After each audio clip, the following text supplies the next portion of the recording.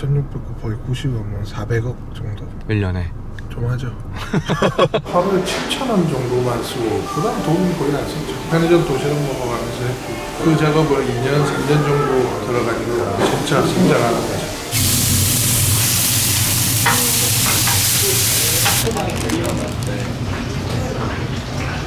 저희는 농가랑 계약이 돼 있기 때문에 식자재 가격이 1년 동안 오른 적이 거의 없죠. 오히려 내렸죠. 제가 손해를 보면 점주님들이랑 소비자들, 제조자가 이득을 보고 제가 마진을 최소한으로 잡고 진행이 됩니다. 이 구조를 체인점 하시는 분들도 알아야 이곳은 괜찮구나, 괜찮지 않구나, 매각시킬 브랜드구나, 지속 가능한 브랜드구나, 이게 형성이 되는 거죠. 보통 투자를 한 번에 받아서 뻥튀기 시켜서 1년, 2년 안에 100개, 200개 만들어 놓고 투자금 횟수로 식자재 가격 올리고 매각시켜서 진행을 시키는 그런 것 좀 조심하셔야 돼요. 그런 피해가 어떻게 보면 고스란히 점주님들한테. 점주님은 알 수가 없어요. 이 구조에 대해서. 좋은 브랜드들 많아요. 그런 분들은 천천히 올라갑니다. 천천히. 그런 것들을 선별하는 눈이 좀 필요하죠.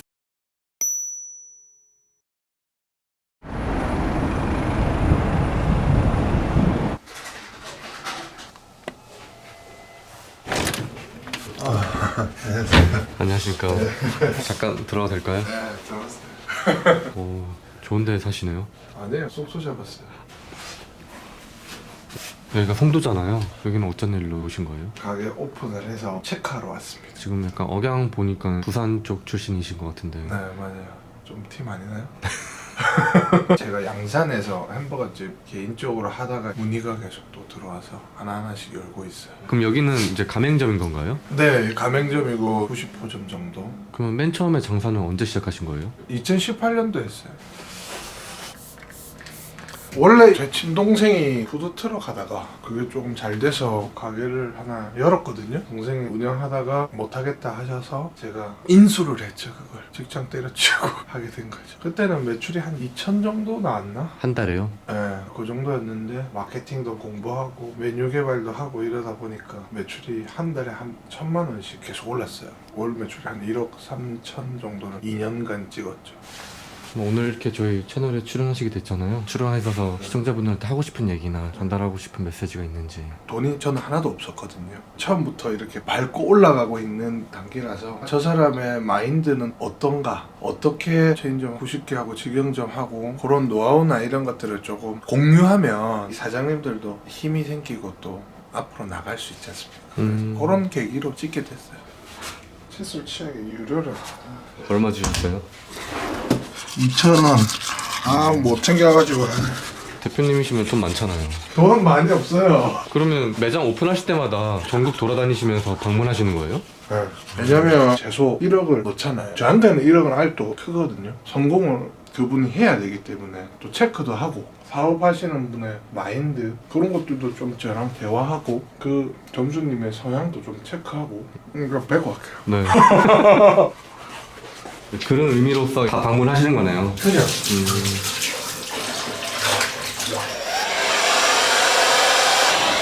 며칠 계시는 거예요, 여기는? 오늘 내려가지고 대구로 가요. 이런 계기로 전국을 돌아다니면서 상권이 어떤지 제가 알아야 되거든요. 그래서 좀 돌아다니고 있고 다른 업무들은 저희 직원들이 전부 다 하고 있고.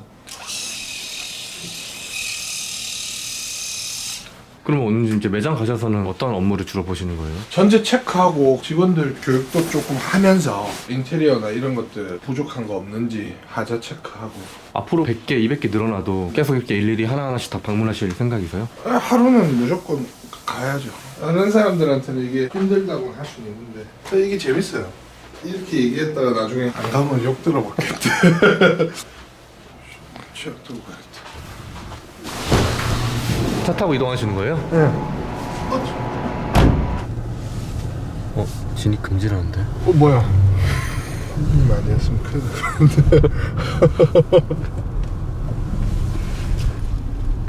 그러면 매장 이렇게 오픈하시면 평균적으로 매출이 어느 정도 나오는 거예요? 저희는 한 4,600 정도 하고 있어요. 4,600 거의 90이면 한 400억 정도. 1년에? 좀 하죠. 저희도 상권 분석하고 입지 분석하고 이런 걸 다 하고 들어가거든요. 연령대, 유동인구. 저는 맨 처음에 장사할 때 그런 주의였어요. 입지 별로 안 좋아도 바이럴이나 이런 걸로 끌어모으면 되겠지 라고 생각을 했는데 100% 그건 아니더라고요. 단순히 역세권이나 이런 것도 있겠지만 주위 브랜드도 또 같이 봐야 되거든요. 자기 동네에서 거의 하시잖아요. 그러면 아 여기가 좀 되는데 조동은 좀 죽어가는데 이런 거 정확하게 하세요. 그래서 그런 것들 반영하면서 하되 정확한 지표로서 제공을 저는 해드리고 있거든요. 다 온 건가요? 네, 다 왔어요.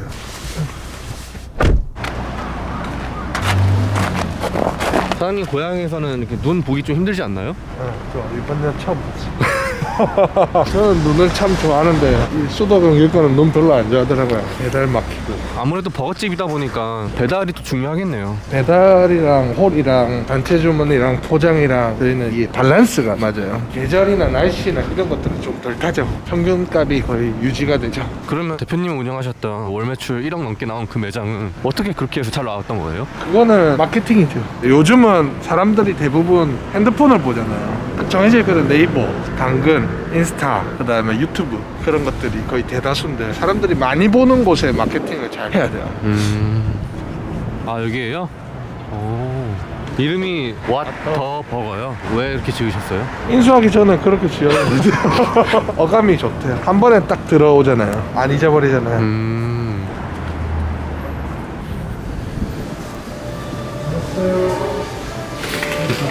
안녕하세요. 대표님은 뭐 하시는 거예요?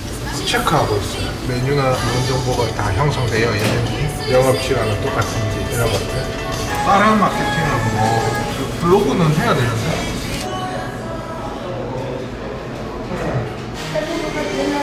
네, 가능하세요.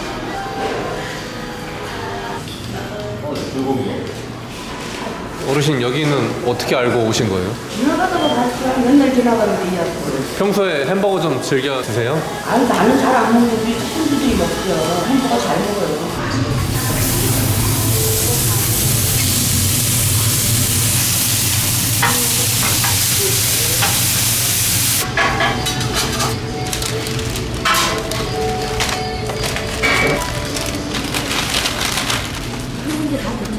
네. 감사합니다. 안녕히 가세요. 감사합니다. 안녕히 가세요.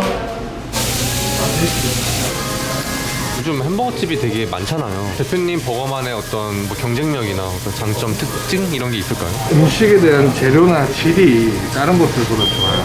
가격 단가도 좋고 그리고 소스가 물 같은 거 안 타고 본연의 재료에 좀 신경을 많이 쓰고 패스트푸드와 수제버거의 중간 좋은 거를 결합해서 만들어 놓은 그런 브랜드를 아 이거 패티네요? 공장에서 수제로 다 치거든요. 완전 기계로 되면 퀄리티가 많이 떨어져요. 퀄리티를 잡으면서 피로도나 이런 걸 낮췄고 우리가 만드는 거 저희가 배합을 만들어서 어떤 차이가 좀 있나요? 성분이 다르죠. 맛이 다르죠. 과자 성분을 같이 함유해서 크런치하면서 풍미가 더 강하게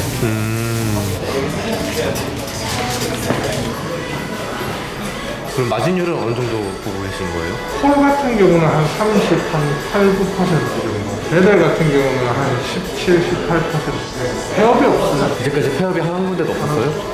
어떤 매출이 형성이 좀 돼 있고 광고비나 이런 것들을 부담하지 않으니까 만드는 생산량도 패스트푸드보다 적으니까 피로도도 좀 낮죠. 밸런스가 잘 맞춰져 있어서 그럼 동생분은 지금 뭐 하세요? 이사로 있어요. 다 100% 제 집. 아 진짜요? 제가 돈좀 살죠. 1억 대출. 한 2년간 하루에 7,000원 정도만 쓰고 그 다음 돈은 거의 안 썼죠. 그 인수비용 갚으려고 하루에 7,000원 쓰신 거예요? 편의점 도시락 먹어가면서 했고 매출은 매출대로 올리고 내 개인적으로 나가는 비용은 줄이고 그 작업을 2년, 3년 정도 들어가니까 진짜 성장하는 거죠. 지금이야 이렇게 매장 90개 있고 그렇지만 어떻게 보면 뼈를 깎는 그런 고통이 없었으면 힘들었겠네요. 그렇죠. 이제 돈을 조금 모으기 시작해요. 팀장님, USB 이거 넣었어? 네,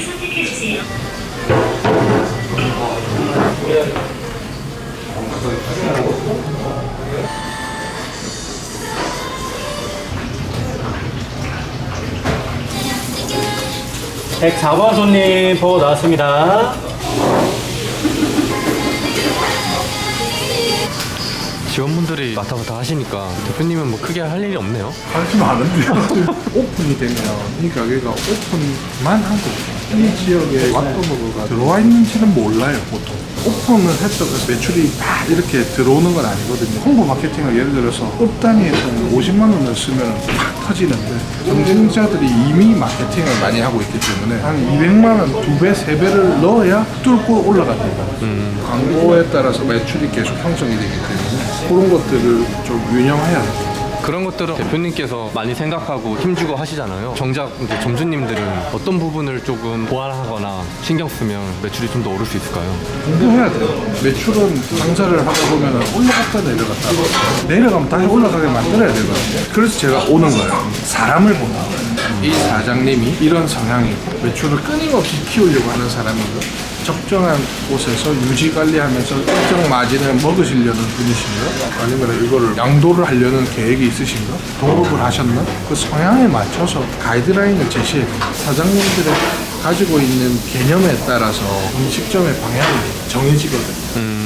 청도라는 도시는 핵심 상권이 있어요. 뺏어와요. 사람들이 들어오게. 그래서 인스타그램 광고를 하면서 20대, 30대 직장인을 잡고 맘카페로 어머니를 잡고 그다음 네이버 플레이스로 맛집을 검색하는 사람들을 잡고 복합적으로 들어가야 돼요. 광고를 잡아 넣어가면서 물기를 한번 터줘야만이 활성화되는 이런 과정들을 계속해야 폐업이나 이런 게 없어요. 45개까지 제가 다 했고 그래도 그때 버릇이 있으니까 또 직접 와가지고 잘하고 있나 이걸 또 봐야 되고. 제가 생각해도 점주님 입장에서 한 브랜드의 대표가 오고 안 오고의 그 차이는 좀 있을 것 같기도 하고요. 일단 마음적으로 안정이 되는 거예요. 이 브랜드를 믿고 일을 하신 것도 있지만 저를 보고도 하신 것도 있거든요. 사실 저희가 이게 3천만 원 대출을 해드렸거든요. 무이자인가요? 이제 담보 없이 그게 한 곳만 아니잖아요. 20개면 6억이잖아요. 또 그럼으로써 어떻게 보면 신뢰를 주는 거일 수도 있겠네요. 팀장님께서는 일한 지 얼마나 되셨어요? 4년 정도 일해보시니까 어때요? 잘해주시고 재밌어서 하고 있어요. 직원들이 이제 자취할 때 고정금이 대표님이 다 구해주셔서 어떻게 보면 사회 초년생들이 목돈을 모을 수 있는 그런 발판을 마련해 주시는 거네요. 대표님 회사에서 일하시는 분들 보증금을 다 내주신다고. 열심히 일하라고. 그리고 집이 좀 먼 친구들은 출퇴근이 힘드니까 가게 근처에 보증금 해주고. 방금 상추 드신 거예요? 네. 상추가 신선해 보이네요. 유럽 상추, 하이피라, 성분도 좋고 몸에도 좋고 부드럽고 단맛도 나고. 일반 상추랑 가격 차이가 좀 나나요? 더 비싸죠. 저희는 농가랑 계약이 돼 있기 때문에 식자재가 여기 1년 동안 오른 적이 거의 없죠. 오히려 내렸죠. 점주님, 저, 소비자, 제조공장, 다이아몬드 구조인데 제가 손해를 보면 점주님들이랑 소비자들, 제조자가 이득을 보고 제가 마진을 최소한으로 잡고 진행이 됩니다. 단순히 프랜차이즈는 별로 안 좋다, 많이 떼먹는다 이런 생각을 갖고 있잖아요. 그 안에도 물류비가 들어가 있고 운영 마진도 들어가 있지만 그 마진을 얼마나 높게 측정하느냐, 적정하게 측정하느냐에 대해서 이삭 토스트 같은 경우는 착한 기업 이런 것들이 형성이 되잖아요. 이 구조를 체인점 하시는 분들도 알아야 이곳은 괜찮구나, 괜찮지 않구나, 매각시킬 브랜드구나, 지속 가능한 브랜드구나, 이게 형성이 되는 거죠. 보통 투자를 한 번에 받아서 뻥튀기 시켜서 1년, 2년 안에 100개, 200개 만들어 놓고 투자금 횟수로 식자재 가격 올리고 수익금 창출하고 매각시켜서 진행을 시키는 그런 것 좀 조심하셔야 돼요. 그런 피해가 어떻게 보면 고스란히 점주님들한테 점주님은 알 수가 없어요. 이 구조에 대해서. 그런 것들을 선별하는 눈이 좀 필요하죠. 좋은 브랜드는 많아요. 그런 분들은 천천히 올라갑니다. 천천히. 요즘에는 유튜브가 많아서 공부를 좀 하셔야 돼요.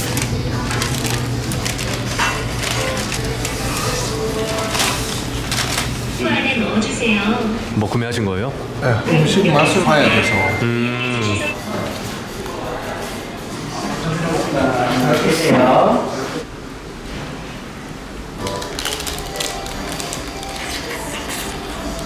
무슨 버거예요? 치즈버거인데 볶음 양파 피클. 앞으로 계속 이 버거집 키워나가고 성장시켜 나가실 거잖아요. 대표님만의 어떤 색깔과 방향성을 가지고 성장시킬 건지. 일단 체인점은 점주님들이 식자재나 로열티 밸런스를 계속 맞춰서 수익을 좀 많이 보시게 하고 자사 어플도 진행하고 있고 순수하게 저희 돈으로 가지고 계속 개발하고 있으니까 그런 것들이 계속 늘어날 것 같아요. 소비자분들은 조금 더 맛있고 가격에 맞는 퀄리티와 만족도를 계속 선사드리려고 노력을 해야 돼요. 백종원 선생님이 하던 말이 좀 와닿는데 무슨 척을 해라, 좋은 브랜드인 척을 해라 하다 보면은 좋은 브랜드가 되고 방향성이 형성된다라는 말이 와닿거든요. 그래서 이렇게 해서 좋은 브랜드를 계속 만들어 나가야 돼요. 안녕하세요. 와 이거 되게 과감하게 붙이시네요. 수평 같은 것도 안 보시고. 맨날 붙여요. 아까 제가 기사님한테 잠깐 여쭤봤는데 이거 근처가 잘 되면 정말 잘 되고 또 안 되면 또 안 되고 그런 식으로 말씀하시더라고요. 잘 되게 만들면 되죠. 자신감 있으시네요. 우리 2천만 원부터 이름을 찍었기 때문에 처음부터 잘 되면 좋지만 안 되는 것을 잘 되게 만드는 것도 기술이죠. 처음부터 잘 되는 건 없잖아요. 지금 어떤 걸 구우시는 거예요? 킹새우버거에 들어가는 새우를 조리하고 있습니다. 아 새우예요? 네. 불맛을 제대로 입히시네요. 불맛이 중요하다고 하더라고요. 고기 들어있어요.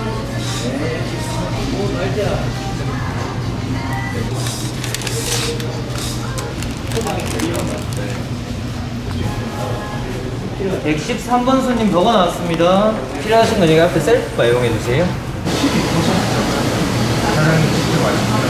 대표님 오늘 이렇게 촬영해 보셨는데 어떠셨어요? 일단 인천 송도점 오픈을 해서 사실 걱정도 좀 많이 하고 그랬는데 인터뷰까지 해서 좀 정신이 없었는데 당신의 주인공 구독자분들 도움이 됐을까 고민도 되기도 하고 제가 알고 있는 걸 더 알려드리고 싶은데 도움이 되셨으면 좋겠습니다. 그러면 새해가 밝았잖아요. 올해 대표님의 목표가 뭐가 있을지. 올해는 100호점 넘는 것을 목표로 하고 또 평균 매출도 더 올리고 그 다음에 점주님 마진율도 더 올리고 또 제조 공장도 저희가 이제 계획 잡고 있거든요. 공장이요? 네, 그래서 좀 많은 걸 계획하고 있어요. 그래서 열심히 해요, 정신없이. 다른 지금 하시는 분들도 장사 잘 안 되면 그냥 핸드폰 매장 안에서 계속 보시는 분들도 많은데 정신없이 하루하루를 살다 보면은 언젠가는 한 발자국 한 발자국씩 올라가기 때문에 지금 당장 움직여야 됩니다. 용기를 가지시고 노력하다 보면은 또 언젠가 높은 곳에 있을 겁니다. 그래서 다 같이 좀 열심히 했으면 좋겠어요. 또 아직 신혼이라고 들었는데 아내분한테 짧게 한마디.